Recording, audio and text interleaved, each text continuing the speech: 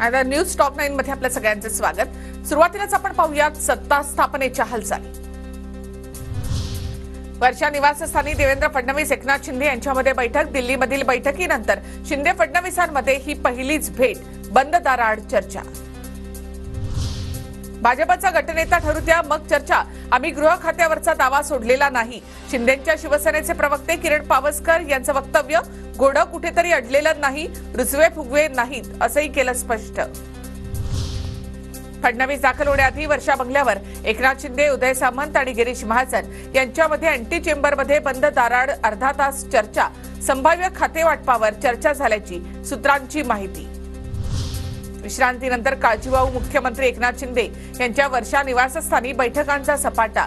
महापरिनिर्वाण दिनाचा शिंदेंकडून आढावा, तर शिवसेना आमदारांचीही बैठक होणार। तर त्याआधी दुपारी एकनाथ शिंदे यांची ज्युपिटर रुग्णालयामध्ये वैद्यकीय तपासणी। प्रकृती उत्तम, चेकअपसाठी आलो होतो। तपासणीनंतर शिंदेंची प्रतिक्रिया, चांगली आहे, चेकअपसाठी आलो होतो आणि आता उत्तम आहे। बीएमसीच्या निवडणुकीपूर्वी भाजप शिंदेना गोंजारेल। सध्याच्या नाट्यामध्ये शिंदेंच्या मागे भाजपची मोठी शक्ती। मुंबईतील माजी नगरसेवकांच्या बैठकीत ठाकरेंचं वक्तव्य। मोदी, शहा आणि नड्डा 5 तारखेला शपथविधीला येणार। बावनकुळेंची माहिती, तर मंत्रिपदाचा निर्णय सर्वांना मान्य असेल, शिरसाटांची प्रतिक्रिया।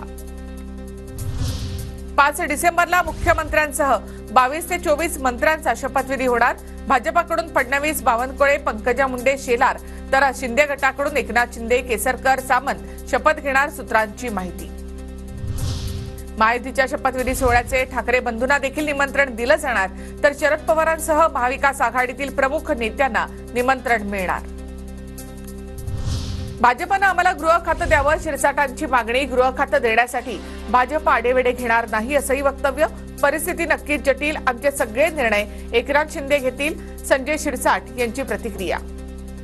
खातं देण्यास दिरंगाई का होते आणि भाजप ते देऊ इच्छित नाही का? भाजपने गृह खातं दिलं पाहिजे अशी आमची अपेक्षा आहे आणि मला वाटतं त्याला जास्त आडेवेडे भाजपही घेणार नाही असं एकंदरीत मला माहिती आहे।